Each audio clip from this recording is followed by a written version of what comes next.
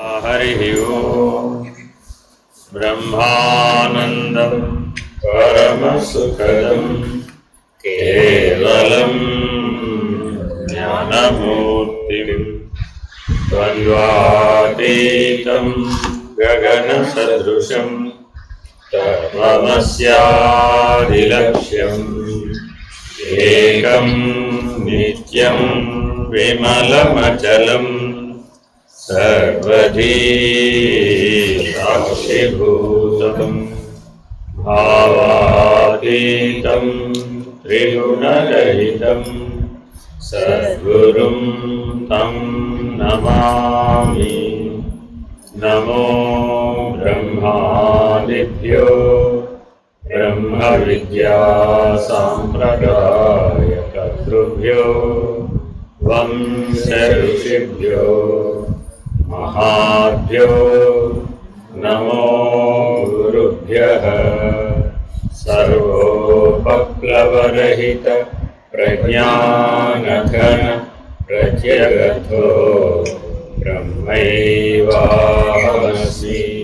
अहं पदार्थरहितः सदाशिवसमारम्भाम् व्यासशङ्करमध्यमाम् अस्मदाचार्यपर्यन्ताम् वन्दे गुरुपरम्पराम्। हरिः ओम् श्री गुरुभ्यो नमः। हरिः ओम्। ॐ निर्भयानन्दाय विद्महे अचलपरिपूर्णाय धीमहि तन्नो परात्परः प्रचोदयात्। ॐ साईश्वराय विद्महे सत्यदेवाय धीमहि तन्नः सर्वः प्रचोदयात्। ॐ सत्पुरुषाय विद्महे महादेवाय धीमहि तन्नो रुद्रः प्रचोदयात्। ॐ सद्गुरुवाय विद्महे ज्ञानबोधामृताय धीमहि तन्नो श्रीविद्यासागरः प्रचोदयात्। ॐ स्वात्मानन्दाय विद्महे अचलपरिपूर्णाय धीमहि तन्नो देशिकेन्द्रः प्रचोदयात्। ॐ नमः स्कन्दाय विद्महे ऋषिसाक्षात् धीमहि तन्नो रमणः प्रचोदयात्। हरिः ओम् श्री गुरुभ्यो नमः। हरिः ओम्। వేదాంత సిద్ధాంత కౌముది 60వ సూత్రం. నను భగవద్గుణానుభవస్య పురుషార్థత్వం కథం. ఇది విచారించాం. ఆయన ప్రయత్న సాధ్యమైనటువంటి పురుషార్థములలోకి సిద్ధ వస్తువైనటువంటి భగవద్ అనుభూతి ఎలా వస్తుంది? అది రాదు కదా, అది ఆగంతుకము కదా. భగవద్ అనుభూతి అనేది ఆగంతుకమే కానీ ప్రయత్నం చేత క్రమముగా సిద్ధించున్నది కాదు. కాబట్టి దానిని పురుషార్థములలో ఎలా లెక్క వేస్తాం? మరి మోక్ష పురుషార్థాన్ని ధర్మార్థ కామములతో సమానంగా చూడటానికి వీలు కాదు. ఎందుకని? ధర్మార్థ కామములు క్రమముగా ఫలవంతములవుతాయి, అంతేగాని ఆగంతుకముగా ఫలవంతం కాదు. ఈ జన్మలో అంతా ధర్మమే చేశాడు అండి, ధర్మాత్ముడు అనిపించుకున్నాడండి, పుణ్యాత్ముడు అనిపించుకున్నాడు. ఆ ఫలం ఎప్పుడు వస్తుంది? ఉత్తర జన్మకు వస్తుంది. అది క్రమానుగత ఫలమే తప్ప స్వయంభూగా అప్పటికప్పుడే సద్యో ఫలదాయకం కాదు. కానీ భగవద్ అనుభూతి కానీ మోక్షం కానీ సద్యో ఫలితములు, అప్పటికప్పుడే ఫలిస్తాయి. దాన్ని విచారిస్తున్నాం. అన్యానందానుభవస్య అన్యార్థత్వ అయోగాత్. భగవంతుని యందున్న ఆనందానుభవము, చైత్యుని ఆనందానుభవము మైత్రునకు పురుషార్థము కానట్లు జీవునికి ఎట్లు పురుషార్థముగును. కాబట్టి భగవదనుభూతి అనేది ఆ స్థితికి చేరుకున్నటువంటి వాళ్ళకి, అర్హత కలిగినటువంటి వాళ్ళకి, పరిపక్వత చేరినటువంటి వాళ్ళకి పరిణతి పూర్తయినటువంటి వాళ్ళకు మాత్రమే ఆగంతుకముగా లభించేదే తప్ప ఎంతో ప్రయత్నం చేశానండి, నేను 100 ఏళ్ళ నుంచి ప్రయత్నం చేస్తున్నానండి, నాకు లభించలేదండి అంటే క్రమముగా సిద్ధించున్నది కాదు. ప్రచ్యుత దుఃఖహేతుత్వాత్ విచారించిన దుఃఖహేతువగును. ఇంకా నాకు భగవద్ అనుభూతి కలగలేదే అని విచారించాడు ఒక ఆయన. ఎంతగా విచారిస్తే అంతగా దుఃఖమే కలిగిందట, కానీ ఆ భగవద్ అనుభూతి వలన రావాల్సిన మోక్షానుభూతి కలగలేదు. కథంతరాం తత్కైంకర్యవస్య పురుషార్థత్వం. మరి భగవంతుని కైంకర్యం పురుషార్థం అవుతుందా అంటే అర్థం ఏమిటి? ఏవో రకరకాల కైంకర్యాలు మనం చేస్తున్నామా లేదా? ఆనంద నిలయంలో రకరకాల కైంకర్యాలన్నీ ఏర్పాటు చేశారా లేదా? సుప్రభాత సేవ దగ్గర నుంచి మొదలు పెడితే రాత్రి పావళింపు సేవ వరకు భగవంతునికి కైంకర్యాలు జరుగుతూనే ఉంటాయి. మరి అవన్నీ పురుషార్థముల కిందకు వస్తాయా రావా? ధర్మ పురుషార్థం కిందకు వచ్చేస్తుంది కదా అదంతా. నువ్వు భగవంతుని ప్రీత్యర్థం ఏది సమర్పించినా కూడా అదంతా దేని కిందకు వచ్చేస్తుంది? ధర్మ పురుషార్థం కిందకు వస్తుంది. నిన్ను నువ్వే సమర్పించుకుంటే ఆఖరి కైంకర్యం ఏమిటి? నీ అహాన్ని సమర్పించడం. నీ అహాన్ని సమర్పించేస్తే అది ఆత్మనివేదన కదా. అంటే నవవిధ భక్తి మార్గాలలో ఆత్మనివేదన ఉన్నప్పటికీ ఆ ఆత్మనివేదనని భక్తే అనడానికి వీలు కాదు. ఆ ఆత్మనివేదన జ్ఞానం. ఆ చివరి దశలో వచ్చేది ఏంటంటే జ్ఞానమే. అనన్య భక్తిని, పరాభక్తిని, నిజభక్తిని భక్తి అనడానికి వీలు కాదు. అమ్ముడు జ్ఞానమే. కాబట్టి భక్తి అండ్ జ్ఞాన ఆర్ ఇన్సెపరబుల్. సెపరేట్ చేయడానికి వీలు కాదు. ఏ దశలో? చిట్ట చివరి దశలో. కాబట్టి చాలా జాగ్రత్తగా భక్తి అనేది పురుషార్థమే. ధర్మార్థ కామ మోక్షాలలో ధర్మం అనే పురుషార్థం కిందకు వచ్చేస్తుంది భక్తి. కర్మ అనే పురుషార్థం అంతా అర్ధకామాల కిందకు వచ్చేస్తుంది. యోగం అనే పురుషార్థం కూడా ధర్మం అనే పురుషార్థం కిందకే వస్తుంది. ఒక ఆత్మజ్ఞానం బ్రహ్మజ్ఞానం మాత్రమే మోక్ష పురుషార్థం కిందకు వస్తుంది. కాబట్టి జాగ్రత్తగా ఆలోచించాలే తప్ప దాని గురించి ఎంతగా విచారించినా దుఃఖహేతు. సేవాశ్వవృత్తిరాఖ్య అదేనా? సేవాశ్వవృత్తిరాఖ్యాతే అన్యకింకరత్వస్య లోకే దుఃఖరూపత్వదర్శన ఇది చేత్ సత్యం. సేవావృత్తి శునక వృత్తి అని చెప్పబడినది. అన్యసేవ అనున్నది దుఃఖరూపముగా కనబడుట చేత ఎట్లు పురుషార్థమని అనకూడదు కదా. నిజమే కదా. భగవంతుడు వేరే ఉన్నాడని నువ్వు చేసే ఏ సేవ అయినా అది పురుషార్థం కిందకి వచ్చేస్తుందే తప్ప జ్ఞానం కిందకి రాదు.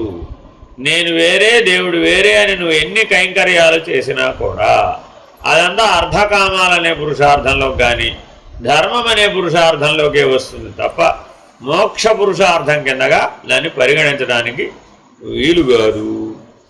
అప్రాప్త విషయే సర్వమిదం దృష్టం ప్రాప్త విషయే తున తథా. తనకు అభిమతముగాని విషయమందు నీవు చెప్పినదంత ఇవును, కానీ తనకు ఆవశ్యకమైన విషయమందు అటు ఉండదు కదా. ఏమండి, నాకు భగవంతుడే కావాలని అనిపిస్తోంది కదా, నాకు అర్థకామాలు అవసరం లేదని అనిపిస్తోంది కదా, నాకు సంసారం ఎడలా శరీరం ఎడలా లోకం ఎడలా ఎట్టి అభిమతం లేదు కదా, ఆసక్తి లేదు కదా, అభిమానం లేదు కదా. మరి అటువంటిప్పుడు నేను కేవలం భగవంతుడి మీదే దృష్టి నిలిపినప్పుడు ఆ భగవత్ కైంకర్యం మోక్ష పురుషార్థం కిందకి ఎందుకు రాదు? రావాలి కదా. మీరన్నట్టుగా అన్యము అనన్యము అనే భేదం ఉంది కదా. అన్యమైనటువంటి విషయ చింతలు కలిగి సాంసారిక వాంఛలు కలిగి లోకవాసన కలిగి శరీరాభిమానం దేహాభిమానం కలిగి సకామ్యమైనటువంటి భక్తి మోక్ష పురుషార్థ కిందకి రాకపోవచ్చేమో, కానీ నిష్కామ కర్మయోగం చేత ఆచరించబడినటువంటి భగవత్ కైంకర్యం మోక్ష పురుషార్థ కిందకి లెక్క రావాలి కదా. మరి ఎందుకని? అక్కడ ఏ రకమైనటువంటి స్వార్థం లేదు కాదు, స్వార్థాన్ని త్యజించేసాడు కాదు. కానీ అది వస్తుందో రాదో చెప్తున్నాడు. సత్పిత్రాది మహారాజ్యాభిషేకేన సత్పుత్రాదేరానందాతిశయ దర్శన. ఉత్తముడకు తండ్రికి కలిగిన మహారాజ్యాభిషేకం చేత ఉత్తముడకు కుమారునికి ఆనందాతిశయము కలుగురు కదా. ఏమండి, ఆయనకి రోజు పంచామృత అభిషేకం చేశాడు భగవత్ కైంకర్యంగా. ఆ చేసినప్పుడు ఆ ఈశ్వరాభిషేకం జరుగుతూ ఉంటే తన తండ్రికే అభిషేకం జరుగుతుంది కదా అని ఆనంద అతిశయాన్ని పొందుతున్నాడు. తనకు చెయ్యలేదే అని దుఃఖపడలేదు.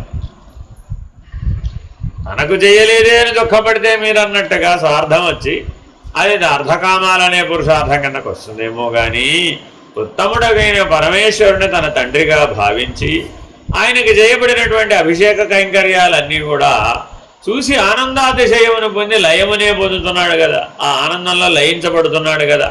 ఆ ఆనందం దివ్యానందం వల్లనే కలిగింది కదా. దైవ దర్శనం వల్ల కలిగినటువంటి ఆనందం దివ్యానందం కిందకే లెక్కకు వస్తుంది కదా. మరి మీరు జ్ఞానం కిందకి లెక్క రాదంటారేమిటి, మోక్షం కిందకి లెక్క రాదంటారేమిటి? అక్కడ నేను భక్తి వలన లయించిపోతున్నాను కదా, నేను మిగలలేదు కదా, కర్మశేషం మిగుల్చుకోలేదు కదా, ఏ కోరికతో చేయలేదు కదా. కాబట్టి నేను నిష్కామ కర్మగా చేసినటువంటి భగవత్ కైంకర్యం మోక్షానికి పనికొస్తుంది కదా. కాముకన్య కామినీ విషయై వస్త్రభూషణ స్రక్చందనాద్యలంకార క్రియాకర్తృత్వలాభాతిరిక్త పురుషార్థా ప్రతీతేశ్చ.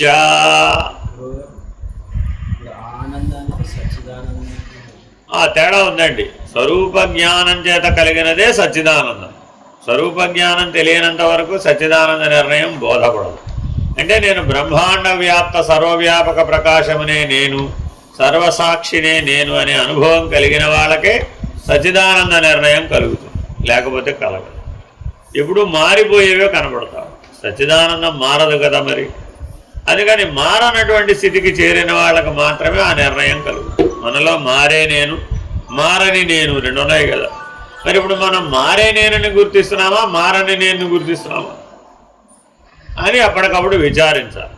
కర్మ మార్గంలో అయినా, భక్తి మార్గంలో అయినా, యోగ మార్గంలో అయినా ఎప్పటికప్పుడు దేన్ని గుర్తిస్తున్నామంటే మారే నేనునే గుర్తిస్తున్నాం.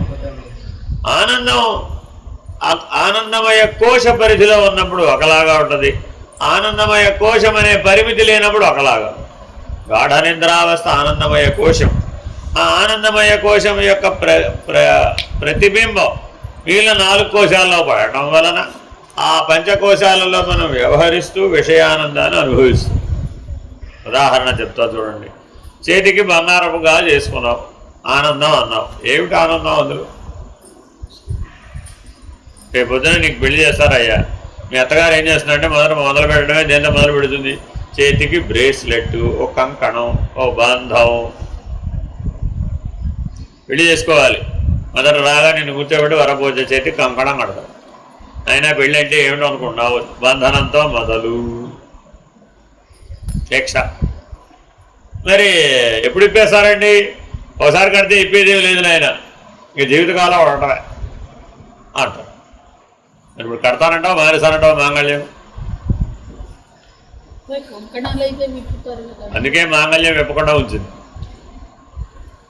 కంకణాలంటే తత్కాలవతి దీక్ష కోసం అని కడతారు కాబట్టి మాంగళ్యం అంటా కట్టడం కుదరదు కదా. మరి ఇప్పుడు కడతానంటావా, మానేస్తానంటావా? ఆనందమే కదా అని కట్టేస్తానంటావా? కాబట్టి ఇవన్నీ ఏ ఆనందములు? తత్కాలవత్తు. ఇది శాశ్వత ఆనందం కాదు. ఆత్యంతిక దుఃఖ నివృత్తి, పరమానంద ప్రాప్తి కేవలం సచ్చిదానందంలో మాత్రమే ఉంటుంది తప్ప ఇతరత్రములందు ఉండదు. అది ఇప్పుడు సుఖంగా అనిపించినా కొంతకాలానికి దుఃఖంగా పరిణమించేస్తుంది. అతిశయము లేనటువంటి ఆనందం. కామము గలవానికి, నీ విషయమే చెప్తున్నాడు ఇక్కడ, కామము గలవానికి ప్రియురాలునకు వస్త్రములు, ఆభరణములు, పుష్పమాలికలు, గంధము మొదలగు అలంకారములు తెచ్చి ఇతరు కంటే వేరు పురుషార్థమున్నట్లు తోచదు కదా. పెళ్లి చేసుకున్నాడండి ఇప్పుడు ఈయన. సాయంత్రం పూట మల్లెపూలు పట్టరాపోయినా, ఆవిడ బర్త్డేకి ఈయన కొత్త చీర కొనివ్వకపోయినా, కనీసం గ్రీటింగ్స్ చెప్పకపోయినా ఎంతో పెద్ద ప్రమాదం వచ్చేస్తుంది. హ్యాపీ బర్త్డే చెప్పకపోతే ప్రమాదం వచ్చేస్తుంది. అమెరికాలో అయితే హ్యాపీ బర్త్డే చెప్పకపోతే విడాకులు కూడా వస్తాయి. నీకు నా బర్త్డేనే గుర్తులేదు, నేనే అక్కడ గుర్తులేదు కాబట్టి ఫోన్ అవతల గెట్అవుట్. ఇంకా పొరపాటున కనుక వీడే వెళ్ళి వాళ్ళ ఇంట్లో ఉన్నాడు అనుకోండి, వీడే గెట్అవుట్ అంతే. కాబట్టి ఇవన్నీ ఏమిటయ్యా అంటే మరి ఇప్పుడు ఆయన కూడా ఆ పని ఎందుకు చేశాడు? ఆ ప్రియురాలకి అవన్నీ ఎందుకు తెచ్చిచ్చాడు? ఆనంద నిమిత్తమే కదా, కానీ మరి దాన్ని కూడా మోక్ష పురుషార్థమని అంటావే అని ఇట్లా ఒక్కొక్కటి ప్రశ్నిస్తున్నాడు అనమాట. మనం ఆచరించేటప్పుడు ధర్మార్థ కామాలే 99% ఉన్నాయి తప్ప ఎక్కడ మోక్ష పురుషార్థం కోసం జీవించినటువంటి సందర్భం కనబడలేదట. ప్రాప్త విషయత్వంచ నిర్దశయానురక్తి విషయత్వం. ఇప్పుడు ఆయన అన్నారే నిరతిశయానందమని. ప్రాప్త విషయం ఒకటి అనగా మిక్కిలి ప్రేమకు పాత్రమే ఉంటుంది.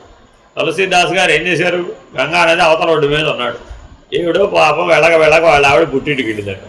వెళ్తే నిన్ను చూడక నేనుండలేనని పాడుకుంటూ గంగా నదికి వరదలు వచ్చేటైతే టకటక ఈదుకుంటూ వెళ్ళిపోయాడు. అర్ధరాత్రి వెళ్ళి తలుపు కొట్టాడు. జోర్న వర్షం. ఏమిటయ్యా ఇప్పుడు వచ్చేవారు, నిన్ను చూడక నేను ఉండలేదన్నట్టు. అయ్యయ్యో, ఈ విషయం రాముడి ఎడలంటే ఈ పాటికి రామదర్శనం కలిగేది కదండి అన్నట్టు ఆవిడ. ఆహా, నా కళ్ళు తెరుచుకున్నాను. అలాగే అర్ధరాత్రి అదే తుఫాన్లో అదే గంగానది వరదల్లో వెనక్కి తిరిగి వచ్చేసాడు. మళ్ళా రామదర్శనం అయ్యే వరకు ఇంటి మొహం చూడలేదు. మరి అటువంటి వైరాగ్యం ఉన్నదా మనకి? అటువంటి భక్తి ఉన్నదా?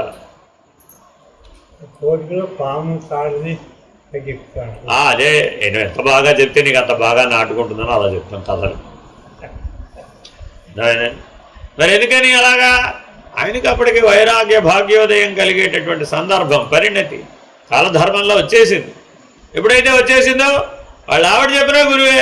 ఇప్పుడు ఆయన ఏమైనా అర్జెంటుగా ఎవరన్నా మహర్షుల్ని ఋషిశుల్ని వెతుక్కుంటే వెళ్ళాడు. అయిపోయి అర్ధరాత్రి 12ంటికి వాళ్ళ ఆవిడ చెప్పింది, ఈ తెలివితేటలు ఏదో రాముడి మీద పెడితే బాగుండేది కదా. అయిపోయి ఈ మోహం కాస్త అడి తిరిగింది. అప్పుడు ఏమైపోయింది, రాముడు ఉన్న చోట రాముడు ఉన్నాడు అయ్యా బాబు అని చెప్పి వెంటనే ఆ స్థానంలో ఏమైపోయింది, అడి తిరిగిపోయింది. రామభక్తి ఉదయించింది. శాశ్వతమైన రామదర్శనాన్ని పొంది ముక్తుడయ్యాడు. కాబట్టి తత్కాలవత్తున్నటువంటి దేహాభిమానంతో కూడిన ఏ అంశమైనా సరే ధర్మార్థ కామములకే వస్తుంది తప్ప అది మోక్ష పురుషార్థం కిందకి రానేరదు.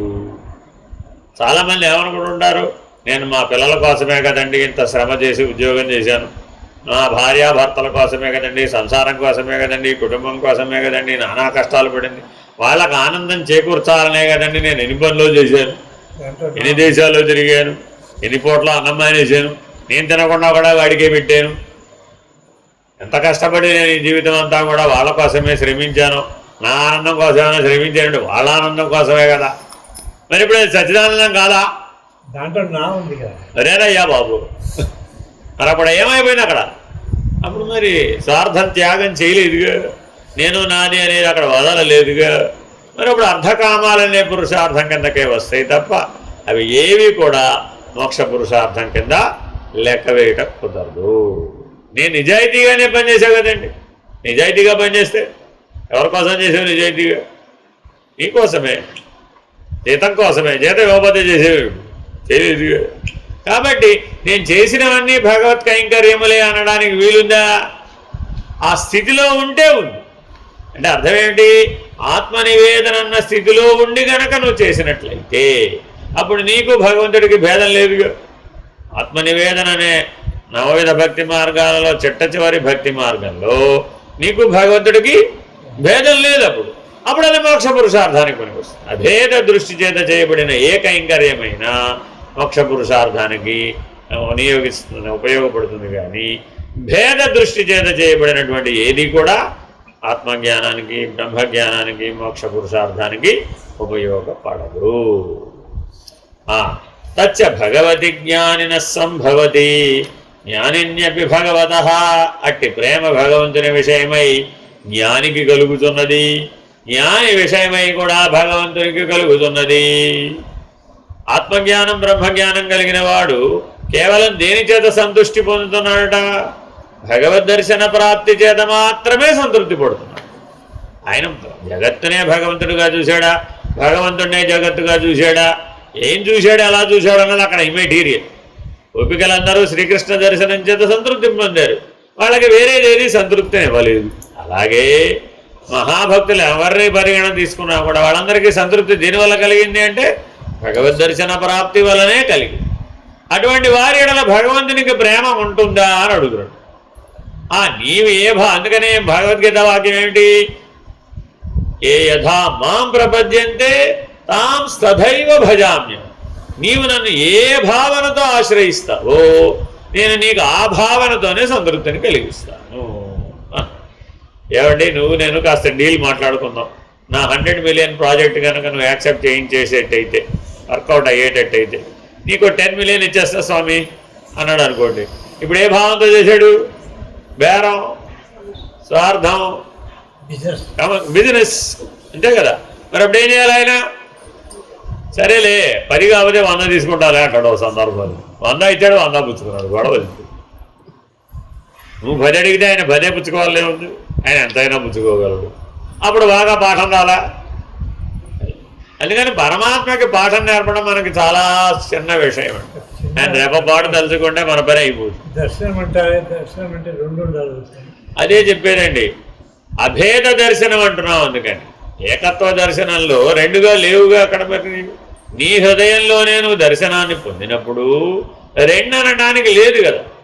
ఎక్కడికో వెళ్ళి దర్శనం పొందినప్పుడు రెండు అనవలసి వస్తుందేమో, కానీ నీ హృదయంలోనే భగవత్ ప్రాప్తిని పొందినప్పుడు రెండు అక్కడ ఉన్నాయి, లేవుగా. ఎక్కడికో వైకుంఠానికి వెళ్ళో, కైలాసానికి వెళ్ళో, మళ్ళీ ద్వీపానికి వెళ్ళో భగవద్ దర్శనం పొందేవాడిని. అప్పుడు ఏమైపోయింది? ఇక్కడ లేడుగా.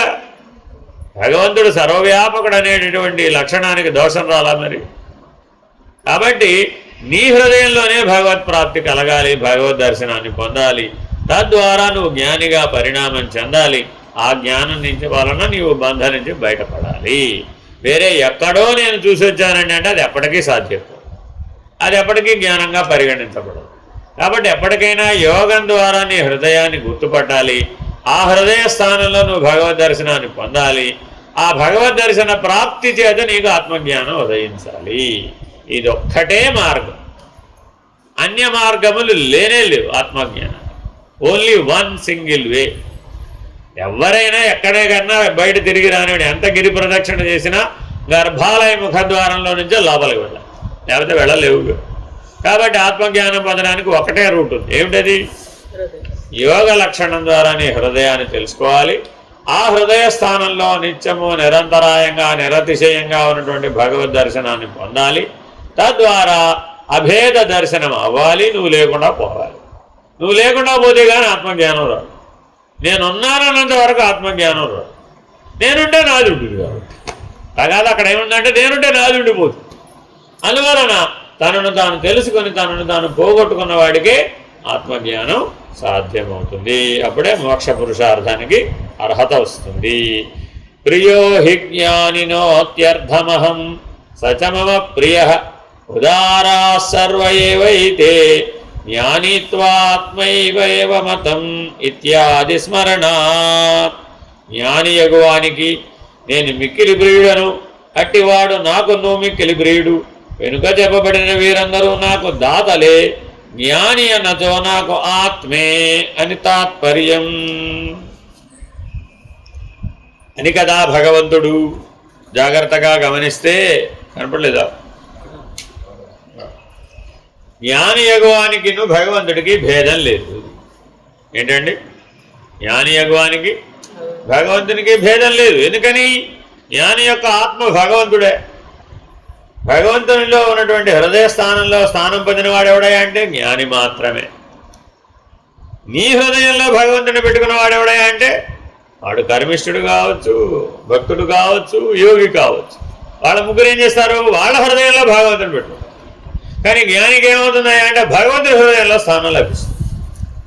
ఆయన గురించి ఆయన ఆలోచించుకోగలిక, ఆయన గురించి భగవంతుడు ఆలోచించడం మొదలుపెట్టారు. కాబట్టి జ్ఞానులందరూ ఎక్కడ ఉంటారా అంటే భగవంతుని యొక్క ఆత్మస్వరూపంలో ఉంటారు. కాబట్టి సూటిగా భగవానుడు చెప్పాడు, నాకు జ్ఞానికి భేదం లేదు అని భగవంతుడు భగవద్గీతలో సూటిగా చెప్పాడు. మమైవాంసో జీవలోకే జీవో దేవ సనాతనః. అలా నన్ను ఎవరైతే ఎరిగారో నేను సనాతనుడను, నేను కూడా సనాతనుడే, ఆ జీవుడు సనాతనుడే, ఈ బ్రహ్మము సనాతనుడే. అప్పుడు రెండు ఒకటేగా. అటువంటి అభేద దర్శనమైనటువంటి స్థితిని ఎవరైతే పొందారో వాళ్ళ గురించి నేనే పట్టించుకుంటాను. నువ్వు వాళ్ళని పట్టించుకోగలవు. Very very important. సూర్యుడు మన వెంట పడితే బెటర్ అంటావా, మనం సూర్యుడు వెంట పడితే బెటర్ అంటావా? ఏదైనా మాడిపోయేది మేమే కదండి. కాబట్టి సూర్యుడు అనే జ్ఞానాన్ని పొందాలి. సూర్యుడు అనే జ్ఞానాన్ని పొందితే జ్ఞానసూర్యుడు ఉదయిస్తే చీకటి ఉండే అవకాశమే లేదు. మళ్ళీ వెతుక్కుంటూ చీకటి అక్కడి నుంచి అన్నా వస్తుందా? వచ్చే అవకాశం లేదుగా. ఎత్తు అవిద్యా నివృత్తిర్ముక్తిరితి తన్నః.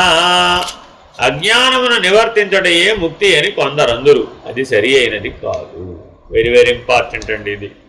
ఏమిటయ్యా అంటే, ఏమండి నాకేవో అజ్ఞానాలు ఉన్నాయి కదా పుట్టినప్పటి నుంచి, ఆ అజ్ఞానం తొలగితే మిగిలింది జ్ఞానమే కదా. చాలామంది అంటుంటారండి, అనాత్మను తీసివేస్తే మిగిలేది ఆత్మే కదా, అనిత్యమును తీసివేస్తే మిగిలేది నిత్యమే కదా, కార్యములన్నీ వదిలేస్తే మిగిలేది కారణమే కదా, మరి అసత్తంతా విచారించి వదిలేస్తే మిగిలేది సత్తే కదా. దృగ్దృశ్యములందు దృశ్యమును బాగా విచారించి లేనిది భ్రాంతి అని కనుక దృశ్యభ్రాంతిని విడనాడితే మిగిలేది దృక్స్వరూపమే కదా అని అంటారట. శుద్ధ తప్పడు. అంటే ఏమిటయ్యా, చీకట పోతే మిగిలేది వెలుగే కదా అన్నట్టేవాడు. చీకట పోతే మిగిలేది వెలుగేమిటి? వెలుగు వస్తే చీకట పోయిందంటావా? చీకటి పోతే మిగిలింది వెలుగు అంటావా? అలా చీకటి ఎప్పటికైనా పోతుందా? వెలుగు రాకుండా చీకటి ఎప్పటికైనా పోతుందా? పోదు కదా. మరి చీకటి పోతే మిగిలేది వెలుగేనంటే అది అసలు ఎప్పటికి పోతుంది? ఎప్పటికీ పోదు. కాబట్టి అజ్ఞానం తొలగినంత మాత్రాన జ్ఞానం వచ్చిందని చెప్పడానికి వీలు కాదు. దేహాభిమానము తొలగితే మిగిలింది ఆత్మే కదా. అహంకారాన్ని విడిచిపెడితే మిగిలింది ఆత్మే కదా అంటే లాభం లేదు. స్వయముగా నీవు ఆ అభేద స్థితిని పొందవలసిందే, ఆ దివ్యానుభూతిని అనుభవించవలసిందే, ఆ భగవద్ అనుభూతిని అనుభూతి చెందవలసిందే. తుర్యనిష్ట అనేది నీ అనుభవ నిర్ణయంగా ఉండాలే తప్ప ఈ మెలకువాక అలా నిద్ర తీసేస్తే మిగిలేది తుర్యమే కదండి అన్నట్టు. ఎలా తీసేస్తావో తీసి. చేత్తో తీసేయడానికి ఏవి వస్తువులు కాదు కదా. అజ్ఞానం వస్తువా? చేత్తో తీసేయడానికి. చీకటి వస్తువా? చేత్తో తీసేయడానికి. కాబట్టి అవేవి ఇలా తొలగిస్తే మిగిలేది అనే దృష్టితో చెప్పబడేవి అర్ధసత్యాలే కానీ పూర్ణ సత్యాలు కావు. అదేనండి. పిల్లవాడిని తల్లి ఓదార్చాలండి. ఎలా ఓదారుస్తుందంటావు? ఏం పర్వాలేదు లేరా, ఇప్పుడు కాకపోతే రేపు అవుద్దులే, భగవంతుడు మన ఎందున్నాడు, ఇవాళ లేకపోతే రేపు ఈశ్వరానుగ్రహం కలగదా, ఇవాళ ప్రయత్నించావు విఫలమయ్యావు, ఇప్పుడు ఏం నష్టమైందిలే, ఇలా రేపు ప్రయత్నించు అంటుందంటావా? ఇంకా నువ్వేం ప్రయత్నించక్కర్లేదురా, ప్రశాంతంగా అలాగే ఉండు, ఎప్పుడో అప్పుడు భగవంతుడు ఇస్తాను అంటుందంటావా? రెంట్లో ఏం చెప్తుంది తల్లి? అదేమిటి ప్రయత్నించమనే చెప్తుంది, ప్రశాంతంగా ఉండమని చెప్తుందే. ప్రశాంతంగా ఉంటే ఈశ్వరానుగ్రహం వస్తుందంటే ఎట్టా కుదురుతుంది? అలా రాదు. కాబట్టి సాధనలు ద్వివిధంబులు.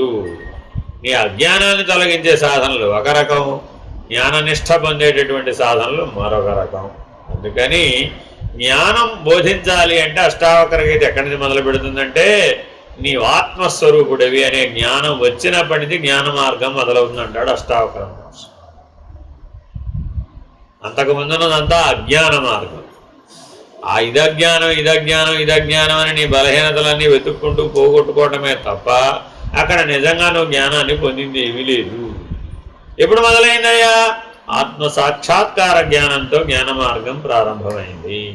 షడ్విధ సమాధి నిర్ణయాన్ని అధిగమించిన వాడెవడో వాడు మాత్రమే జ్ఞాన మార్గంలో ప్రవేశించగలడు. ఎందుకని? వాడు ఆల్రెడీ అన్ని పోగొట్టేసుకున్నాడు, వాడికి ఇంకేం అడ్డం వచ్చే అవకాశాలు లేవు. నేను ఆత్మస్వరూపుడని అన్న తర్వాతే జ్ఞాన మార్గం మొదలున్నాను. అంతే తప్ప నేను జీవుడను అనే భావం కలిగి ఉన్నంత వరకు జ్ఞానం కలిగే అవకాశం లేదు. స్వరూప జ్ఞానంతోనే జ్ఞాన మార్గం ప్రారంభం. అందుకని అష్టావక్ర మునీంద్రుడు ఆత్మా వ్యవహారీ, ఆత్మా సాక్షి, ఆత్మా నిత్య, ఆత్మా శుద్ధ, ఆత్మా బుద్ధ, ఆత్మా ముక్త, ఆత్మా నిరతిశయానంద, ఆత్మా నిర్వికార, నిరాకార, నిర్లిప్త, ఇలా ఏకరవ పెడతాడు ఆత్మలక్షణాలన్నీ ఈ చివరి నుంచి ఆ చివరికి. ఇలా ఎవరికి తెలియబడిందో వాడు జ్ఞాని అంటాడు చివరికి. సాకారమునంతా తీసేస్తే మిగిలేది నిరాకారమని అంట వేడు. ఎప్పటికి తీసేస్తావు? కల్మాంతానం కానీ పోలేదు. మరి అప్పుడు కల్మాంతానం కానీ జ్ఞానం రాదుగా. మరి సగుణం అంతా తీసేస్తే మిగిలింది నిర్గుణమే అని అంటావే. ఎలా తీసేస్తావు సగుణాన్నంతా? తీలేవు. కాబట్టి ఇదంతా తీసేస్తే అదే మిగిలేదనేది విధానం సరైంది కాదు. చాలామంది భగవాన్ రమణులు బోధించినటువంటి సద్విద్యకి ఇటువంటి అర్థాలే చెప్తారు. నువ్వు కొత్తగా పొందేదేమి లేదయ్యా, నువ్వు అది అయ్యే ఉన్నావు, తెలుసుకో అంతే చాలు, తెలుసుకుంటే అయిపోతావు అంతే అన్నావు అనుకోండి. తెలుసుకోవడానికి అడ్డమే ఉంది? అడ్డమే లేదు. నేను అన్నీ తీసేసానుగా, అడ్డాలన్నీ తొలగించేసాగా, నాకు తెలియబడినట్టేనా? మిగిలింది అదే అంటాడు. మిగిలింది అదే అని నీకు నిర్ణయం కలగలేదే మరి. ఎంతకాలం నుంచో ధ్యానం చేసావు, ఎంతకాలం నుంచో జపం చేసావు, ఎంతకాలం నుంచో సమాధి నిష్ఠలో కూర్చున్నావు. ఆ యోగం ఆత్మ సాక్షాత్కార జ్ఞానానికి మారలేదుగా, పరిణామం పొందలేదుగా. ఆ జన్మలో ఒక రావకపోతే ఆ ఉపాధి పడిపోయి ఆ ఆత్మసాక్షాత్కార జ్ఞాన నిమిత్తం మరల పుట్టవలసి వస్తుందిగా మరి. అదే ఆత్మసాక్షాత్కార జ్ఞానం కలిగినటువంటి వాడు, ఆత్మనిష్ట కలిగిన వాడు, ఆత్మానుభవం కలిగిన వాడు మరల పుట్టవలసిన అగత్యం రావడం లేదు. కాబట్టి ఈ రెండింటికి మధ్య ఒక స్టెప్పే భేదం ఉంది అన్నప్పటికీ కూడా అది గనక పూర్తి అవ్వకపోతే పునర్జన్మ తప్పదు అని అష్టావక్ర మునీంద్రుడు స్పష్టంగా అష్టావక్ర గీతలో తేల్చి చెప్పేస్తాడు. ఏమండి, నేను నా జీవితం అంతా సత్కర్మే చేశా కదా, ఏమండి నా జీవితం అంతా నేను పుణ్యమే చేశాను కదా, ఏమండి నా జీవితం అంతా నేను ఎవరికి హాని కలిగించలేదు కదా, నేను ఎవరి దగ్గర అధర్మము చేయలేదు కదా అంటే నాకు మోక్షం వస్తుందంటే రాదు బాగున్నాడు. ఎందుకని దుఃఖం వెనక అజ్ఞానం ఉంటుంది, అహంకారం ఉంటుంది. అదే మరి చెప్పేదండి. అంటే అర్థం ఏంటి? చీకటి పోతే వెలుగు వస్తుంది, చీకటి పోతే వెలుగు రాదు, వెలుగు వస్తేనే చీకటి పోతుంది. నిజానికి చీకటి వెలుగులు ద్వంద్వాలు కావు. దాన్ని పగలు రాత్రి కానీ ఎప్పుడైతే అభిమానించావో అప్పుడు ద్వంద్వం అయి కూర్చో. అర్థమేనండి. కాబట్టి జ్ఞానాజ్ఞానములను ద్వంద్వంగా భావించడం కుదరదు. ద్వంద్వంగా భావిస్తే అజ్ఞానం ఉన్నంతకాలం జ్ఞానం ఉంటుందని చెప్పాలి, జ్ఞానం ఉన్నంతకాలం అజ్ఞానం ఉంటుందని. అలా ఎలాగా? జ్ఞానం ఉందంటే అజ్ఞానం ఎలా ఉంటుంది? ఉండదు కదా. కాబట్టి జ్ఞానాజ్ఞానములు ద్వంద్వములు కావు. ఒకటి ఉంటే రెండవది ఉండటానికి, లేదు ఇది తీసేసి అది రావడానికి. అలాగే నిత్యానిత్యములు, ఆత్మానాత్మలు, సదసత్తులు, కార్యకారణములు, దృగ్దృశ్యములు ద్వంద్వములు కావు. అవేవి ద్వంద్వాలు కావు. కానీ చాలామంది ఆ పైదానిని అందుకోలేనప్పుడు ఈ రకమైనటువంటి వర్ణన చేసి చెప్తున్నారు. ద్వైత మార్గంలో చెప్పేదంతా ఇదే విధానం. ఇది తీసేవయ్యా బాబు, ఇది తొలగిపోతే అదే అంతే. అనిత్యం తీసేస్తే మిగిలింది నిత్యం. ఎలా తీసేస్తావు? తీసేసి చూద్దాం. ఆ నిత్యం ఎంత సర్వవ్యాపకమో ఈ అనిత్యం కూడా అంత సర్వవ్యాపకం. మాయ తొలగితే బ్రహ్మమేనండి. ఏ చేత తీసే మాయని ఎలా తీసేస్తావు? బ్రహ్మము తెలియబడితే మాయ తొలగిపోతుంది. కానీ ఆత్మసాక్షాత్కార జ్ఞానం కలిగితే జీవభావం తొలగిపోయింది. కానీ నేను ఆత్మనని కేవలం బుద్ధి పరిధిలో అనుకున్నంత మాత్రాన అది అయినట్టేనంటావా? అది అవ్వలేదుగా. ఎందుకని? భావం అనే పరిధిలోకి మిగిలిపోయిందిగా. ఆ భావనా బలంలో ఉత్తమం భక్తేగా. భావనా బలాత్ భక్తి ఉత్తమ అన్నామే కానీ భావనా బలాత్ ఆ ఆత్మజ్ఞానం ఉత్తమం అనలేదు. కాబట్టి చాలా జాగ్రత్తగా పట్టుకోవాలండి. భావం అభావం అయ్యే వరకు ఆత్మసాక్షాత్కార జ్ఞానం రాదు. ఎందుకంటే భావం సవికల్పం, సంకల్ప వికల్పాత్మకంగా ఉంటుంది భావం. అది సబీజ నిర్బీజంగా ఉంటుంది భావన. మరి నిర్వికల్ప సమాధి రాలేదు. నిర్వికల్ప సమాధి అనుభవం లేకుండా ఆత్మసాక్షాత్కార జ్ఞానం రాదు. దేహస్పృహ కోల్పోనంత వరకు దేహం ఉండే తీరుతుంది కదా. చెత్త తీసేద్దాం దేహస్పృహని. ఎలా తీసేస్తావు? తీలేవు కదా. తలుపులన్నీ పట్టుకోకూడదు. తలుపులు తలుపులు లేవు అసలు. అంతఃకరణం ఉందని ఒప్పుకుంటేనే కదా. అంతఃకరణమే లేదు కదా. సూర్యప్రకాశం నుంచి చూస్తే ఇతరత్వ ఏ గ్రహములు లేవు కదా. చంద్రుడు కాదు, ఏమీ లేవు అక్కడ. మరి ఇప్పుడు సూర్యుడి మీద కూర్చొని జాతకం ఏం రాద్దామంటావు? కుజుడు బాగున్నాడా? బృహస్పతి బాగున్నాడా? చంద్రుడు బాగున్నాడా? అంగారకుడు బాగున్నాడా? లేదు లేదంటే లేకనే పోయిందే తప్ప ఉన్నది తెలియబడలేదు. ఉన్నది తెలిస్తేనే కదా సత్యం. ఉన్నది ఉన్నట్లుగా ఉంటేనే కదా సత్యం. అందుకని సత్యానికి నిర్వచనం ఏం చెప్పాం? ఉన్నది ఉన్నట్లుగా చూడాలి, ఉన్నది ఉన్నట్లుగా ఉండాలి. సత్య దర్శనమే అన్నాం కానీ అది ఊహా భావన విచారణ అని చెప్పదు. అందుకే విచారణ జ్ఞానాన్ని ఇస్తుందే కానీ విచారణ జ్ఞానం అవ్వదు. Very very important. జ్ఞానం ఇస్తుంది, జ్ఞానం. ఎంతమంది ఇక్కడ బోర్లా పడిపోతారు. విచారణ చేసే వాళ్ళందరూ ఇక్కడ బోర్లా పడతారు. ఎందుకంటే వాళ్ళు ఇతరత్ర ఏ సాధన చేయరు, ఒక్క విచారణే చేస్తారు. అదే ప్రధానమని నమ్మి ఊరుకుంటాడు. ఆ విచారణ ఎప్పటికీ జ్ఞానంగా మారదు. విచారణ అజ్ఞానాన్ని తొలగించడానికి ఉపయోగపడుతుందే కానీ యథావత్తుగా స్వాత్మ సాక్షాత్కారాన్ని పొందడానికి ఉపయోగపడదు. అర్థమేనండి? కాబట్టి ఎప్పటికీ జ్ఞానం ధైర్యాన్ని రెండు ఉండాలండి. రెండు ఉండాలి. రెండు రెక్కలు ఉంటేనే ఎగరగలుగుతావు. అర్థమేనండి? జ్ఞానం శక్తిని ఇస్తాను నిలబడడం. అది వేరే విషయం. అది మెట్లు ఎక్కడానికి శక్తిని ఇస్తుంది. మెట్లు ఎక్కి దర్శనాన్ని చేయాలి కదా మరి. విచారణ చేస్తే మెట్లెక్కగలిగే శక్తి వస్తుందండి. నువ్వు మెట్లెక్కి గర్భాలయంలోకి వెళ్ళి దర్శనం చేయకపోతే ఆ శక్తి వల్ల ప్రయోజనం ఏముంది? దేవుడు ఏమి గర్భాలయం నుంచి అప్పటికీ బయటికి రాడు, ఆయన అక్కడే ఉంటాడు. విచారణ చేయడం వల్ల నీ హృదయ స్థానం తెలియబడవచ్చు. తెలియబడితే నువ్వు హృదయ స్థానంలో భగవద్ దర్శనాన్ని పొందాలి కదా. నీకు ఆకాంక్ష లేకపోతే ఎలా పొందుతుంది? అక్కడ దాకా వెళితే కనబడుతుంది ఆ మాత్రం. బయటికి రావచ్చు కదా, కొద్దిగా కనబడవచ్చు కదా అంటావా? అలాంటివి మా దగ్గర ఇక్కడే ఆవిడ చెప్పినట్టు వాళ్ళ అమ్మగారు లాగా మన దగ్గర ఏం ఆటలేం చల్లారు. ఇక్కడ కఠిన ఆత్ముడు అతనికి కరుణలి. అసలు ఆకాంక్ష ఉంటే ప్రారంభ కర్మలు కొట్టేస్తానే. ప్రారంభ కర్మ అసలు ఎక్కడున్నాయా? జీవభావంలో ఉన్నంతసేపే, శరీరం నేను అన్నంతసేపే. శరీరం నేను కాదంటే ప్రారంభ కర్మ ఎక్కడుందో చెప్పు. అందుకని గుణే గుణేషు వర్తతే. ఇంద్రియములు ఇంద్రియార్థములను గుణముల వలన ప్రవర్తిస్తున్నాయి.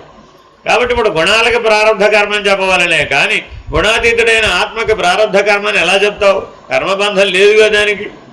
కర్మబంధమే లేదంటుంటే వాళ్ళ సంచిత ఆగామి ప్రారంభములు ఎవరికి చెప్తావు ఇప్పుడు? కాబట్టి నీ బుద్ధి ఎప్పుడూ ఆత్మయందు లయమై ఉంటే తప్ప ఈ కర్మబంధం తొలగిపోదు. కర్మబంధం తొలగిపోయినంత మాత్రాన ఆత్మజ్ఞానం వస్తుందా? రాదు. ఈ విచారణ అంతా దేనికి పనికి వస్తుంది?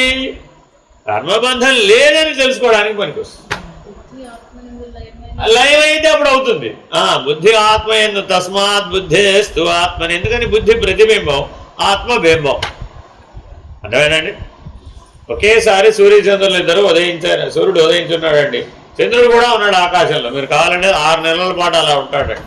అప్పుడు ఈ చంద్రుడి ప్రభావం ఉన్నట్టా లేనట్ట? అలాగ సూర్యోదయం, జ్ఞాన సూర్యోదయం అయిన వాడికి దేహం ఉంది. కానీ ఎలా ఉంది? క్షీణచంద్రుడు వలే ఉంది, రేఖాచంద్రుడు వలే ఉంది. ఆ చంద్రుడికి వెన్న లేదా? మరి ఇప్పుడు ఉంది, కానీ సూర్యకాంతిలో వెనలేక ప్రయోజనం ఏమి లేదుగా. అది మరి అప్పుడు ఏం చీకటుందా? లేదుగా, వెలుగే ఉంది. మిట్ట మధ్యాహ్నం 11, 12 కూడా కనబడతాయండి ఒక్కో నెలలో. మరి అప్పుడు మరి ఏం చంద్రుడి ప్రభావం ఏం లేదే.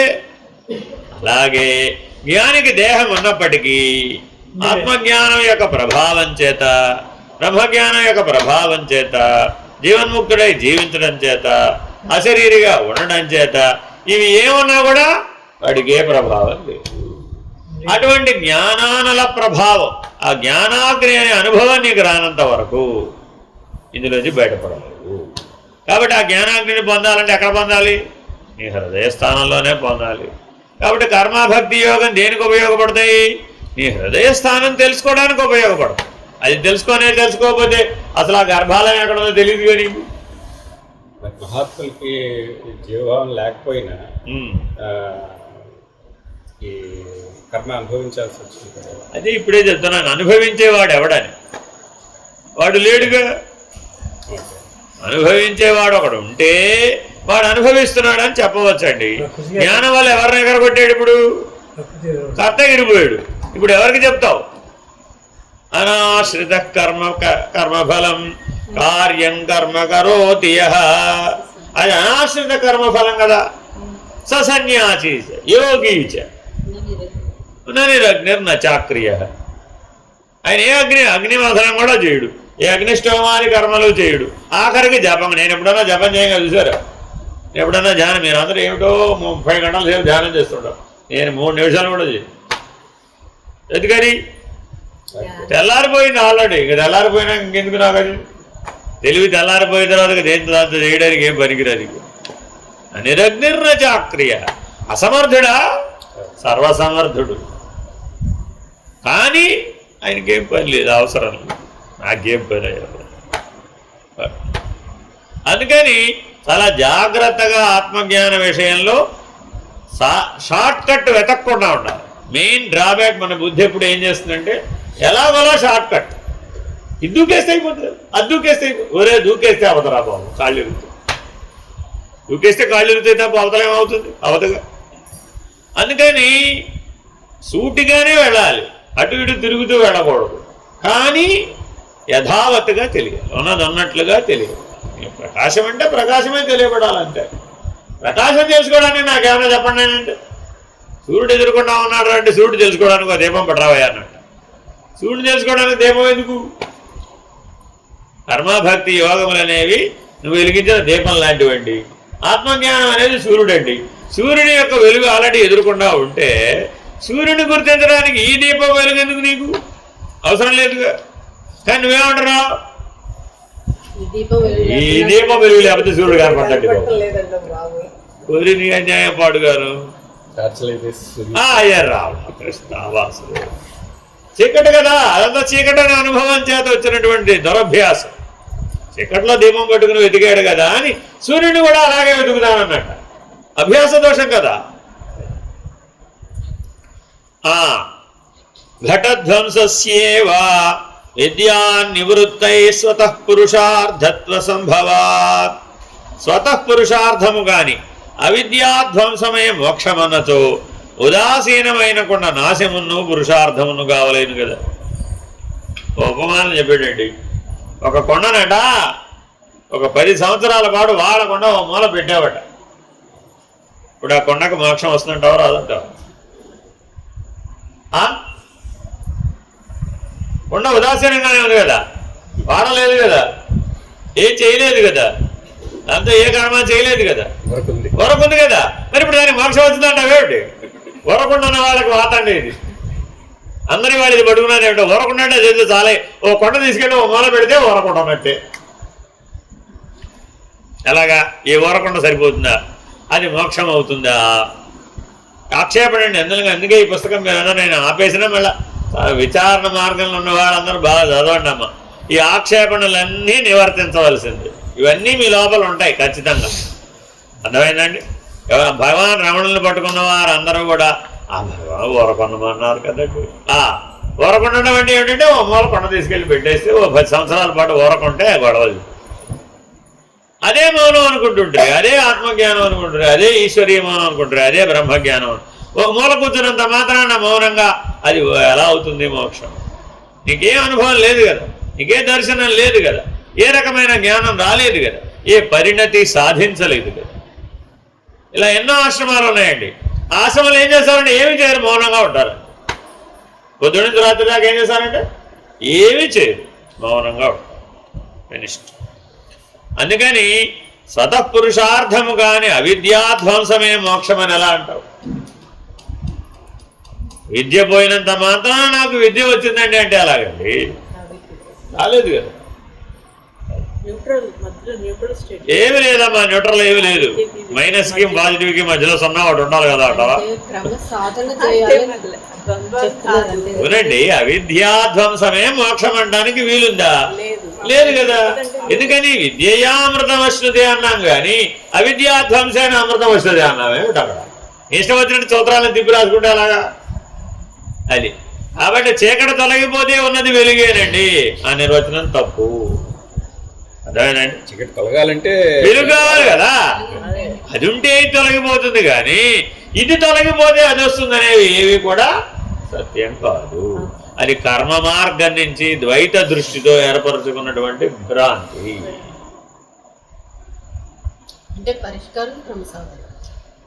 అన్నీ చేయవలసిందేనమ్మా. ఎక్కడా ఎగ్జంప్షన్ లేదు. There is no shortcut. కనుక అక్కడికి గంతేస్తానంటే ఎక్కడా కుదరదు. నీవు ఆత్మజ్ఞానానికి ఇందాక చెప్పే సూట్ అయిన మార్గం ఒకటే. నీ హృదయ స్థానాన్ని నువ్వు తెలుసుకోవాల్సిందే. అది సత్కర్మ ద్వారా తెలుసుకుంటావా, సద్భక్తి ద్వారా తెలుసుకుంటావా, యోగం ద్వారా తెలుసుకుంటావా? ఆ 3 మార్గాలలో ఏదో ఒక రకంగా నువ్వు నీ హృదయ స్థానాన్ని గుర్తించవలసిందే. అక్కడ నీ స్వస్వరూప జ్ఞాన సాక్షాత్కారాన్ని నువ్వు భగవత్ సాక్షాత్కారంగా పొందవలసిందే. నువ్వు సాకారంగానే పొందుతావు, నిరాకారంగానే పొందుతావు. పొందిన తర్వాత నీకు నాకు భేదం లేదని ఉండవలసిందే. అలా ఉంటే ఆత్మసాక్షాత్కార జ్ఞానం అవుతుంది. అది అయినాక ఇది తొలగిపోదు, అప్పటిదాకా తొలగిపోదు. ఆహా, అసలు అంతఃకరణం లేని స్థితి నీకు తెలియబడనే పడదు. ఎప్పుడు తెలియబడుతుంది? ఆత్మజ్ఞానం వస్తే తెలియబడు, అంతే. ఆత్మజ్ఞానం ఉన్నవాడికి అంతఃకరణం ఉండదు, అసలే శాశ్వతంగా లేదు వాడికి అంతఃకరణం. మనోబుద్ధి చిత్త అహంకారములు లేనే లేవు వాడికి. అసలు లేనే లేవంటుంటే ఇంకా ఎక్కడికి తొలగిస్తాం? తొలగించడానికి ఎక్కడున్నక్కడ ఉన్నదంతా ఆత్మస్వరూపమే. ఉన్నదంతా ఆత్మస్వరూపమేనండి, ఇంక వేరే లేనే లేవు. 5, 5, 25 అని చెప్పడానికి అసలు లేనే లేవు. అక్కడ ఉన్నది ఆత్మస్వరూపం ఒకటే ఉన్నది, అంతే. 26 కాదు, అది ఒకటే. ఈ 25 లేవు అసలు. అది ఆత్మజ్ఞానం. మనమేమంటున్నావు? ఎన్నో 25 తీసేస్తే మిగిలేదు అదే కదా. ఊరికి అన్యాయం పాటు కాదు. ఎలా చేస్తావు? తీసేస్తావు, తీసేయి.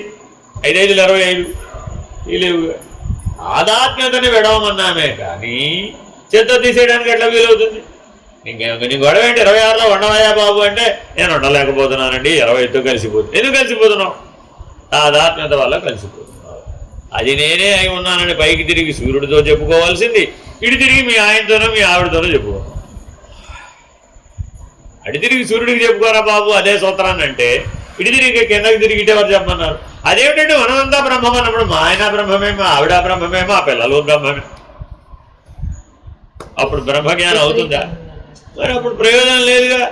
ఈ విపరీతమైనటువంటి బుద్ధి వలన నీకు విక్షేపమే వస్తుంది తప్ప, వెళ్ళి మీ ఆయన దగ్గరికి వెళ్ళి నీవే బ్రహ్మం అని మా గురువు గారు చెప్పారంటే నువ్వు బ్రహ్మమేనని చెప్పి ఆయనకు ఏమనుకుంటున్నప్పుడు ఏమిటి అర్జెంటుగా అరగంటకు పట్టుకెళ్ళవాలి. ఎందుకని? దేహాత్మ భావన బ్రెయిన్ వెళ్ళిపోయింది అనుకుంటుంది. అర్థమైందండి? అందుకని మనం విపరీత భావాలు ఏం చేస్తాం? క్రియాద్వైతానికి వెళ్ళిపోతాం. ఇది క్రియాద్వైతం ఎలా సాధ్యమవుతుంది? అవ్వదుగా మరి. అందుకని కర్మ సంగత్వం ఉన్నంత వరకు నువ్వు దాన్ని తెలుసుకోలేవు.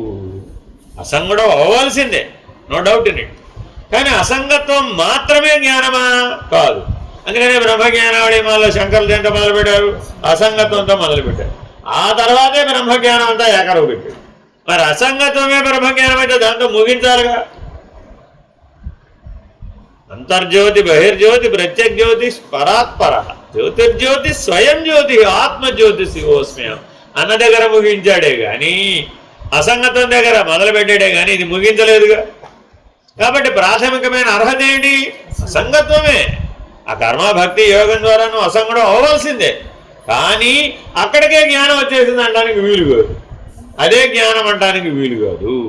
అసంగుడుగా ఉన్నంత మాత్రాన ఓ మూలకెళ్ళి ఓ కొండ 100 సంవత్సరాల పాటు కూర్చున్నంత మాత్రాన దానికి మోక్షం రాదు. ఆ కొండ ఎవరు? నువ్వే. మనమందరం ఏం చేస్తున్నాం? ఆ ఏకాంత సాధన చేయమన్నారని అసలు నేను ఏకాంతంగా ఓ మూలకెళ్ళి కూర్చోవలసిందని మోక్షం వచ్చేస్తున్నట్టు అలా రాదు. కానీ అది అవసరమా కాదా? అవసరమే. గుర్తుపెట్టుకోవాలండి, ఏ పరిమితి చేత కూడా నువ్వు జ్ఞానాన్ని పొందలేవు. అన్ని పరిమితులు కాదంటేనే జ్ఞానం వస్తుంది. ఇది మర్చిపోకూడదండి. అన్ని పరిమితుల్ని కాదని అధిగమించాలి, అప్పుడే జ్ఞానం వస్తుంది. ఏ ఒక్క పరిమితిని ఒప్పుకుని అక్కడికి ఆగిపోయినా ఆమెలో ఉండిపోతావు అంతే. మరి అప్పుడు పూర సర్వయాపుడు కాలేదు. అది సాధనలోనే తెలుస్తుంది. మిగిలినంత ఊరికే అటు ఇటు పరిగెడితే తెలియదు. అందుకని ఆ క్రమ మార్గంలో వెళుతూ ఉంటే రాకెట్ వెళుతుందండి. ఏ స్టేజ్లో ఏది వదిలేయాలి? 4 స్టేజ్లో వదిలేస్తేనే కదా రాకెట్ ఆ చివరికి వెళ్ళేది. మరి ఆ స్టేజ్కి ఆ టైంకి కరెక్ట్గా ఆర్బిట్ దాటగానే వదిలేయాలి కదా. ఆ వదలకపోతే ఆ బరువుకి అది కూడా కూలిపోదు, అయిపోతుంది. అసలు ఆ బరువుకి అవతల కుదరదు కాబట్టి ఆ పైన ఉన్నది కూడా కదా కూలిపోతుంది. ఎందుకు కూలిపోయింది రా బాబు అంటే టైంకి స్ప్లిట్ సెకండ్ తేడా వచ్చింది. 1/100 సెకండ్లో తేడా వచ్చిందండి. కాబట్టి ఆగంతకమైన జ్ఞాన నిర్ణయం ఎంతట్లో తేడా వస్తుందట? సెకండ్లో 100వ తేడా వస్తుంది. ఆత్మసాక్షాత్కార జ్ఞానం కలిగేది సెకండ్లో 100వ కలుగుతుంది. ఆ సెకండ్లో 100వ నువ్వు దాన్ని పట్టుకోగలవు అంతే. అందరికీ తెలుసా కాలమానం లెక్క అత్యంత లవలేశం అంటామండి. ఆఖరిది ఏంటంటే లవలేశం. లవం అంటేనే ఎంత అసలు 1/8 100 అనమాట. లేశం అంటే 1/8 ఎంత అయితే ఉందో దాంట్లో 100 లవలేశం అంటాము. ఆ లవలేశ కాలంలో ఆత్మజ్ఞానం కలుగుతుంది. ఆ రెప్పబాటులోనే పట్టుకోవాలి అంతే, అందులోనే ఉండాలి. ఇప్పుడు మన బుద్ధి ఎక్కడ పట్టుకుంటుంది? ఏ అంశం ఏ స్థాయిలో పట్టుకుంటుంది? ఓ రోజులో పట్టుకుంటుందా, ఒక గంటలో పట్టుకుంటుందా, 3 గంటల్లో పట్టుకుంటుందా, 12 గంటల్లో పట్టుకుంటుందా, 40 రోజుల్లో పట్టుకుంటుందా? అప్పుడే ప్రయోజనం లేదుగా మరి. కాబట్టి మన బుద్ధి ఎంత తేజోవంతమై ఉండాలయ్యా? బుద్ధి సూక్ష్మత, బుద్ధి సునిశ్చితత్వం, బుద్ధికి తీక్షణత్వం అనే 3 లక్షణాలు ఉండాలి. ఏదో వస్తూ ఉంటుంది దానికే పెరిగి. ఎందుకు ఆపడం అసలు? దేనైనా నేను ఎవడ ఆపమన్నారు? ఎవడ వచ్చేది రాని పోయేది పోవాలి. అంతకుముందు లేదుగా, ఇప్పుడు వచ్చిందమ్మా. ఉండేది కొంతకాలం ఉంటుంది, పోతే పోద్ది. నీకే వరకుండు. ఇప్పుడు అదేగా చెప్పింది వరకుండమని. అంటే అర్థం ఏమిటి? ఇప్పుడు నీ హృదయ స్థానంలో ఉన్న స్వప్రకాశ దర్శనాన్ని మాత్రమే పరిగణలోకి తీసుకోవాలి. అది ఎటువంటిదయ్యా? సూర్యోదయం లాంటిది. ఈ మిగిలిన లక్షణాలు ఏమి లేవు అక్కడ. అది వస్తే ఎలా వస్తుందయ్యా? పెద్ద సూర్యోదయం అయిందండి. ఇంకప్పుడు నువ్వు వెతుక్కునే సూర్యోదయం అయిందా అని ఎవరైనా అడగాలి? ఎవరిని అడగక్కర్లేదు. Yourself will know it. దానికి ఏ శాస్త్ర ప్రమాణం అక్కర్లేదు, ఏ గురువు కానీ వెళ్ళి అడగక్కర్లేదు. సూర్యోదయం అయినా రోజు వచ్చిన అడుగుతున్నామేమిటి? లేదు నీ మనం చేసుకోవడంలే, ఇది అంతే. అలాగా ఆత్మసాక్షాత్కార జ్ఞానం అనేది సూర్యోదయం లాంటిది. గాఢాంధకారంలో ఉన్నామండి. ఇప్పుడు కరెంటు పోతే ఇందాక కాసేపు కరెంటు రాకపోతే ఏం చేయాలో మనకు తెలియదు. మరి అదే పొద్దున్న లేవగానే ఎవరైనా చెప్తున్నారు, నేను తెలిపి సూర్యోదయం వదిలే ఎవరో బాబట్రీ నువ్వు వస్తున్నావు. అలాగది సహజమైనటువంటిది. అది వేరే సాధనం చేత చూడవలసిన అవసరం లేదు. మరో ప్రమాణం అవసరం లేనిది. స్వతః ప్రమాణమే ఆత్మజ్ఞానం. ఇది బాగా గుర్తుపెట్టుకోవాలి. మిగిలిన వాటిని నిర్ణయించాలంటే ఏమన్నా ప్రమాణం తేవాలి. ఏమంటే ఇది బంగారమేనా అని అడిగాం అనుకోండి, ఏం చేయాలి? ఓ గీట్రాయి తెచ్చి గీయాలి. అప్పుడు వెలిగారమో బంగారమో తెలుస్తుంది. అలా చూడడానికి అవసరం లేదట. సూర్యుని ప్రకాశిస్తున్నాడని చంద్రప్రకాశం చెప్తేనే నాకు తెలుస్తుంది అంటే, చంద్రుడు వచ్చి సాక్ష్యం చెప్పడం సూర్యుడు వెలుగుతున్నాడని కళ్ళెదరకుండా కనబడుతుంటే. కాబట్టి అది సహజమైనటువంటిది, స్వతః ప్రమాణమైనటువంటిది. దానికి మరొక ప్రమాణం ఎవరిది అవసరం లేదు. సరే, ఇంతకీ మనం ఏం చేసాం? ఎక్కడ దాకా వచ్చాం? 72 దాకా వచ్చాం. కొండ ఒక మూల పెట్టినంత మాత్రాన కొండకు మోక్షం రాదు అని కొండని మనం వెళ్ళిన ఏ తీర్థాలకు వెళితే ఆ తీర్థాలన్నింటిలో ముంచాం అనుకోండి, అప్పుడు వస్తుందంటారా? అలా గురవు. కర్మ మార్గం ఏమిటి? మనతో కొండ పెట్టుకెళ్ళాం, ఇదేనా కాదా? గంగానదిలో మునిగి పాయింట్ అది కదా. కొండకి ఏ మోక్షం ఇస్తామండి బాబు? కొండకు బంధం లేదు కదా, జడం కదా అది. కొండ జడం కదండి. అందుకని ఘట పట మట ఏ రకమైనటువంటి పరిమితికి లోబడినా కూడా ఆ ఆకాశం సర్వవ్యాపకం కాదు కదా. ఆకాశం ఎప్పుడు సర్వవ్యాపకం కదమ్మా. ఆకాశం వలే కదా ఉండమంటున్నావు. నువ్వేమంటున్నావు? కొండలో ఉన్నది ఆకాశమే కాబట్టి నేను కొండ వలే ఉంటానండి. ఆ పరిమితిని ఒప్పుకున్నావుగా. లేదు ఘటన తీసేసాం, పోని పటాన్ని ఒప్పుకున్నావు. పటాన్ని ఒప్పుకున్నావు, అది ఓ పరిమితి. అది లేదు మఠాన్ని ఒప్పుకున్నావు. మా ఇంట్లో అవడం లేదండి బాబు, మీ మఠానికి వచ్చి కూర్చుంటారండి బాబు. ఇదిగో ఆకాశం, మఠాకాశం. ఏదైతే ఓ పరిమితి ఉందా లేదా? మరి ఆ పరిమితిని ఒప్పుకుంటే అది సర్వవ్యాపకం కాదు కదా. సర్వవ్యాపకం కానిది సర్వసాక్షి అవ్వదు కదా. కాబట్టి అన్ని పరిమితులని అధిగమించవలసిందే, సర్వవ్యాపక స్థితిలో ఉండవలసిందే, ఆ జ్ఞానాన్ని పొందవలసిందే, ఆ జ్ఞానాగ్నిలో నువ్వు దగ్ధం అవ్వాల్సిందే, నిశ్శేషంగా దగ్ధం కావాల్సిందే. ఈ 4 పరిణామాలు ఎవరికి పూర్తవుతాయో వాడే బ్రహ్మనిష్ఠుడు అవుతాడు. యదప్యేకవింశతి దుఃఖధ్వంసో మోక్ష ఇతి తదప్యయుక్తం తస్య సుఖాత్మకత్వేన అపురుషార్థత్వా సుఖ సాధనత్వాచ్చ. దుఃఖాలు ఎన్నండి?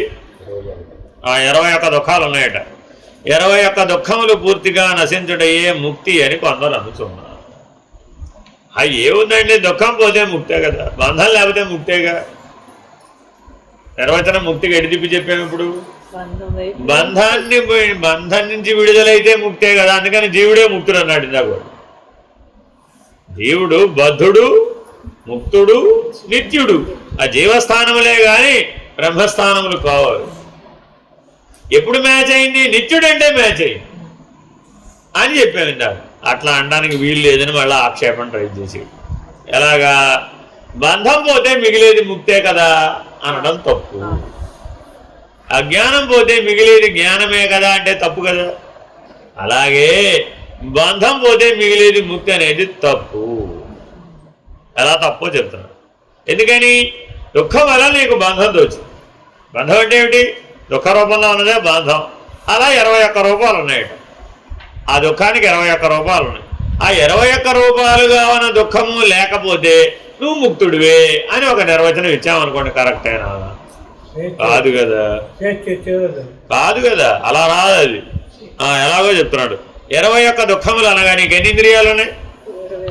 21. ఏమిటవి? 5 జ్ఞానేంద్రియాలు, 5 కర్మేంద్రియాలు, 5 ప్రాణేంద్రియాలు, 5 విషయేంద్రియాలు, పైన అంతఃకరణ చతుష్టయం తప్ప మిగిలినవన్నీ లెక్కట్టామండి. అప్పుడు ఎన్ని? 20 ప్లస్ మనస్సు 21.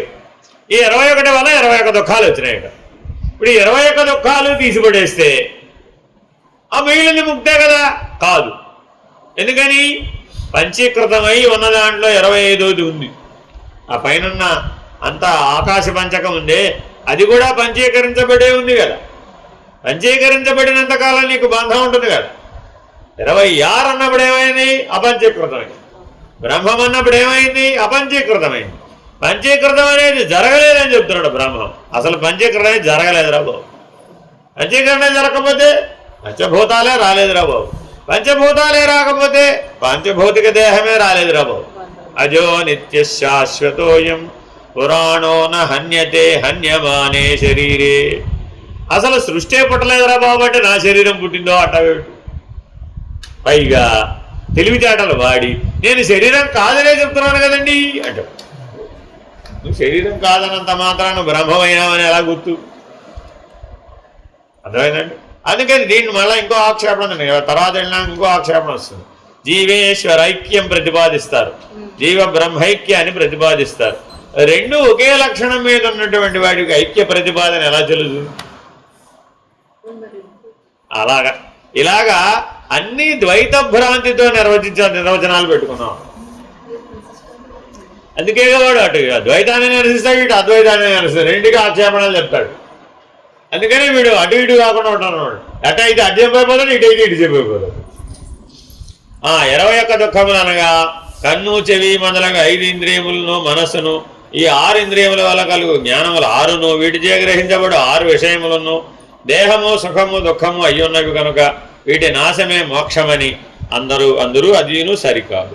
సుఖస్వరూపము కానందున సుఖమునకు సాధనమై ఉండకపోవుట చేత వలన ఇది మోక్షము ముక్తి అనడానికి వీల్లేదు. అంటే అర్థం ఏమిటట? ఇందాక 2 లక్షణాలు చెప్పారు మీరు. ఆత్మజ్ఞానం వస్తే ఏమిటి కలుగుతుందండి? దానివల్ల ప్రయోజనం ఏమిటి? ఆత్యంతిక దుఃఖ నివృత్తి, పరమానంద ప్రాప్తి, స్వరూప జ్ఞాన లబ్ధి. ఈ 3 ఒకే సూత్రం మీద ఉంటాయి. సరేనండి. ఆత్యంతిక దుఃఖ నివృత్తి అయితే నాకు పరమానందం కలిగినట్టేనా? దుఃఖం లేకపోతే మిగిలిన ఆనందమేగా. దుఃఖం మిగిలిపోతే స్వరూప జ్ఞానం మీద, దుఃఖం పోతే పరమానంద ప్రాప్తి కలుగుతుందని చెప్పలేదు. అందుకే దానికి వరుసక్రమం ఏమిటట? ఆత్యంతిక దుఃఖ నివృత్తి, స్వరూప జ్ఞాన ప్రాప్తి, పరమానంద లబ్ధి. అది దాని క్రమం. కానీ మనమేం చేసాం? ఈ మధ్యలో దాన్ని తీసుకెళ్ళి ఆ చివరి వేసేసి, అది ఆ చివరి దాని నుంచి మధ్యలో వేసేసాం, అంతే. వరుస మార్చేసాం అంతే. అర్థమైందండి? ఉదాహరణ చెప్తాను. పెళ్ళి అయితే ఆవిడకి పిల్లలు ఉన్నట్టే అన్నారండి. పెళ్ళి అయితే ఆవిడకి పిల్లలు ఉన్నట్టే అంటే గ్యారెంటీ ఉందట. అదే పెళ్ళైంది కదా, పెళ్ళైతే పిల్లలు ఉన్నట్టే. అలా చెప్పడం కరెక్టేనా? ఇలా వీలు కావడం లేదు. ఆ పరిణామం పూర్తి అయితేనే కానీ అది సాధ్యపడలేదు కదా. అలాగే ఆత్యంతిక దుఃఖ నివృత్తి అయిపోతే పరమానంద ప్రాప్తి జరిగిపోలేదు.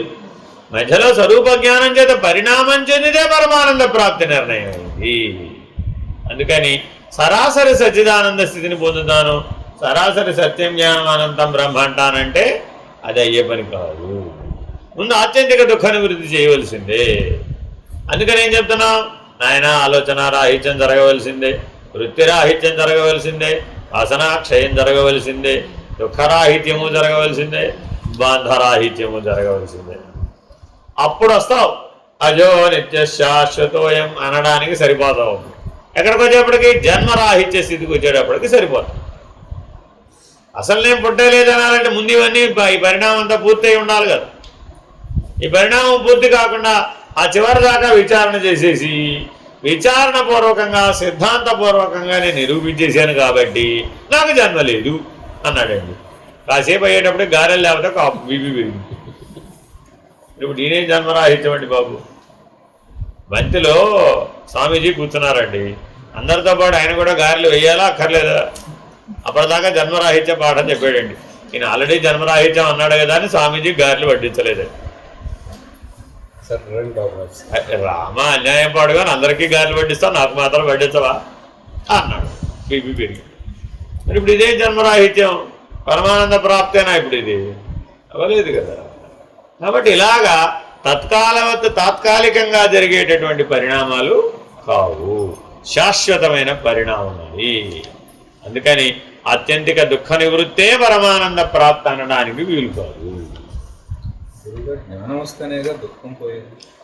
అదేనండి, ఇదంతా ఏమిటంటే పిచ్చి కుదిరితే పెళ్లి కుదరదు, పెళ్లి కుదిరితే పిచ్చి కుదరదు. రెండు ఒకసారే కుదిరే మార్గం ఆలోచించాలి. ఆ రెండే పట్టుకుని కుదురుస్తానంటే అదొకటి కుదరదు. పిచ్చి పెళ్లి రెండు కుదరనండి, అర్థమైందండి. పెళ్లి చేసుకున్న వాడికి పిచ్చి రావడం తప్పదు, పిచ్చి వచ్చిన వాడికి పెళ్లి చేస్తే కానీ పిచ్చి పోదు. ఇప్పుడు ఏం చేయాలి? మత్తో భవతి ఉన్మత్తో భవతి, భక్తి సూత్రాల్లో చెప్పే ఇదే విషయం. ఏమండి, నీకు మత్తత రావాల్సిందే. అది విషయాల వలన తెచ్చుకుంటావా, భక్తుడి భక్తి వల్ల తెచ్చుకుంటావా, జ్ఞానం వల్ల తెచ్చుకుంటావా? నువ్వు ఏదో ఒక రకంగా విస్మరణ చేయవలసిందే. ఎలా చేయొచ్చు? దుఃఖం వల్ల విస్మరించవచ్చు. సంసారంలో కొట్టబడి కొట్టబడి కొట్టబడి బాగా మట్టికాయలు తిని తిని తిని తిని తిని బాగా వైరాగ్యం వచ్చి బాగా దాన్ని విడవచ్చు, అదో పద్ధతి. లేదు, భగవంతుని మీద ప్రేమ చేత, భగవద్భక్తి చేత, భగవత్ కైంకర్య ప్రభావం చేత, ఆ భక్తిని మత్తు తలకెక్కడం చేత ఈ సంసారాన్ని వదిలేయవచ్చు, అదో పద్ధతి. జ్ఞానోన్మత్తత, దైవీ ఉన్మత్తత అవధూతమైపోయి అప్పుడు కూడా వదిలేయవచ్చు. కానీ ఈ మత్తులో ఏది బెటర్ అంటావు?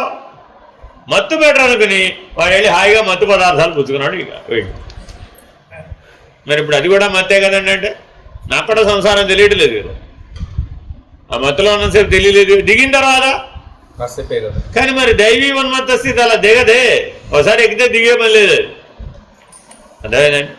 అందుకని చాలా జాగ్రత్తగా ద్వంద్వాలలోనే ఆలోచించినంతసేపు ఎప్పటికీ పరిష్కారం రాదు. నీకు ద్వంద్వాతీతం స్ఫురిస్తేనే వస్తుంది. అందుకని సంధ్యా సాధన చేయండి, సంధ్యా సాధన అది పగలు కాదు, చీకటి కాదు. ఆ సంధ్యా సమయం అనేది neither it is day Nar it is night. అది అహస్సు కాదు, రాత్రి కాదు. అహోరాత్రములలో ఏదయ్యా అంటే అది రెండు కాదు. అందుకనే సంధ్యా సాధన సమయంలో, సంధ్యాకాలంలోనే నీకు ఆత్మసాక్షాత్కార జ్ఞానం కలుగుతుంది అని చెప్పి, అందుకు సాధన ఎప్పుడు చేయమన్నాం? అప్పుడే చేయమన్నాం. కానీ నిజానికి ఆత్మసాక్షాత్కార జ్ఞానానికి పగలు రాత్రి సంధ్యకి సంబంధం లేదు. ఎందుకని ఇందాక చెప్పా, సెకనులో 100వ వంతులో లవలేశ కాలంలో జరిగేటప్పుడు ఎప్పుడు జరుగుతుందని నువ్వు ఎలా చెప్పగలవు? చెప్పలేవు. రెడీగా ఉండటమే. స్వాతి చినుకు ఎప్పుడు పడుతుందో ముత్యపు చెప్పక ఎవరు చెప్పాలి? రెడీగా ఉందంటే అది పడింది, పక్కన మూసుకుంది మనం. ముత్యపు చెప్పకున్నంత తెలివి మనకు లేదు కదా, తినా కదా. ఆ స్వాతి కార్తెలో చినుకులు పడేటప్పుడు ఏం చేస్తుందంటే ఆ ముత్యపు చెప్ప ఆ కార్తె అయ్యే 12 రోజుల పాటు అలాగే తెచ్చుకుని ఉంటుంది. 24 గంటలు అలా చూస్తూ ఉంటుంది ఆ వర్షపు బిందువును పట్టుకో. అలాగే చాతక పక్షి అనే ఒక పక్షి ఉంటుంది, అది వర్షజలాన్నే దాహంగా పుచ్చుకుంటుంది. నేల మీద పడ్డ నీళ్లు తాగదు, గాల్లో ఎగురుతూ వర్షం పడేటప్పుడే ఎగురుతూ ఆ వర్షపు నీటిని మాత్రమే దాహానికి పుచ్చుకుంటుంది. అది వర్ష ఋతువులో మాత్రమే ఉంటుంది, దాని ఆయుర్దాయం అంతే. వర్ష ఋతువు అయిపోతే విడిపోతుంది. కాబట్టి దానికి చెల్లింది. మనం కూడా చాతక పక్షిలాగానే ఉంటామంటే నోరు తెరిచి ఆకాశం వైపు చూస్తే ఎప్పుడైనా నీళ్లు పడితేనే నేను నీళ్లు తాగుతానండి అంటే అది నీకు చల్లదు. అలాగా యథావత్తుగా అప్లై చేస్తానండి అనేవి వర్కౌట్ కావు. దానికి వర్కౌట్ అయింది కదా, ఆవిడకి వర్కౌట్ అయింది కదా, నాకెందుకు అవ్వలేదండి అంటే ఆవిడకి అవ్వద్దు, నీకు అవ్వదు అంతే. నీకు ఎలా వర్కౌట్ అవుతుందో నువ్వు పరిశోధన చేసి తెలుసుకోవాల్సిందే. ఇది ప్రతి వ్యక్తికి ఈ పరిష్కారాన్ని కనుక్కోవాల్సిందే. ప్రతి వ్యక్తి ఆ సాధన చేయవలసిందే. ప్రతి వ్యక్తి ఆ సాధ్య స్థితికి చేరవలసిందే.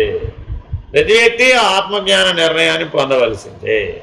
పక్కవాడికి కలిగింది కదా నాకు అదే కలుగుతుందిలే, ఆటోమేటిక్ అంటే నథింగ్ ఈజ్ ఆటోమేటిక్. అలా జరగదు. ఇప్పుడు మీరందరూ భార్యలు వచ్చేసారండి, మీరందరూ భగవద్ అనుగ్రహం చేత ఆత్మసాక్షాత్కార జ్ఞానాన్ని పొంది మీరు ఇంటికి వెళ్ళారు అనుకోండి, మీ ఆయన మిమ్మల్ని చూస్తే భగవత్ సాక్షాత్కారం పొందేస్తాడని గ్యారెంటీ ఉందంటారా? No guarantee. అయ్యో, అదే చెప్తున్నాడు. అర్థమైందండి? సరే. 74 ముక్త భగవత్ప్రాప్తి రూపముక్తిరసానుభవశీల. ముక్తుడనగా ఎవరు? బంధము తొలగినంత మాత్రాన ముక్తుడు కాదు. భగవంతుని పొందుటనే మోక్షానందమును అనుభవించిన వాడెవడో వాడే ముక్తుడు.